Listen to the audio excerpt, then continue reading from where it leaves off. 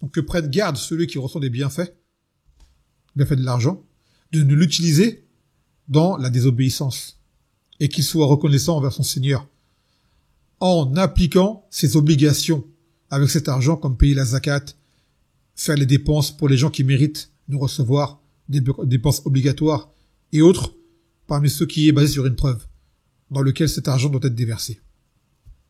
Ce qui n'implique pas de se priver, si Allah Azza wa Jalla lui donne ses largesses, qu'il se mette à l'aise également. Car Allah aime voir les ni'mas qu'il a accordé à ses serviteurs sur eux. Mais ça reste dans le halal et dans le convenable. Donc on dit que cela est valable pour tout bienfait qu'Allah accorde aux serviteurs, qui par la suite est utilisé dans le haram. Ce n'est pas que l'argent. D'accord? Le ilm non appliqué ou utilisé à des fins douteuses ou matérielles pour obtenir de la dunya va t'emmener dans ce jugement-là.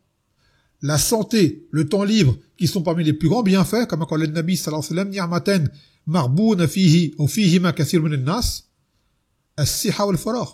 Deux bienfaits dans lesquels les gens sont très négligents, c'est la santé et le temps libre. Et pourtant, combien d'entre nous utilisent cette santé et ce temps libre dans le mal?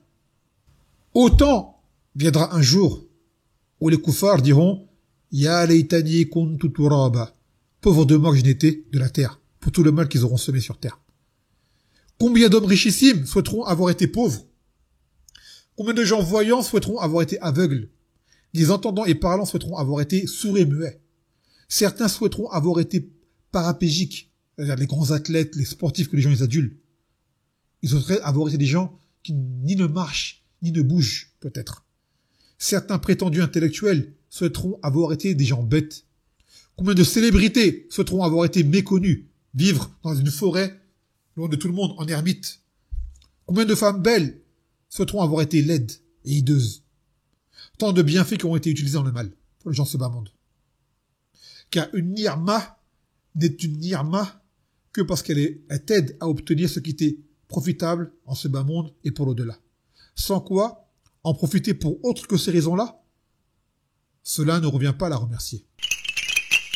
Le mot shirk a remplacé la ni'ma du tawhid par le shirk. À la kufr ni'ma. Le mubtadir a changé la ni'ma de la sunna par celle de la bid'a. Kufr ni'ma. Changer la sharia par le régime humain, ne pas appliquer le d'Allah Azza wa Jal, kufr ni'ma. D'ailleurs, Allah a dit wa man lam yahkum bima anzalallah fa ulaika humul kafirun. Celui qui ne juge pas parce qu'Allah a fait descendre, ceux-là sont les mécréants. Là, c'est également kufr asrar, c'est-à-dire c'est de l'ingratitude.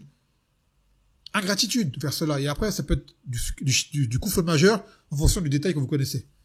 Changer l'identité islamique pour celle des kuffars en leur ressemblant et se mettre à leur niveau, kufr ni'ma. Changer les rapports intimes dans le halal,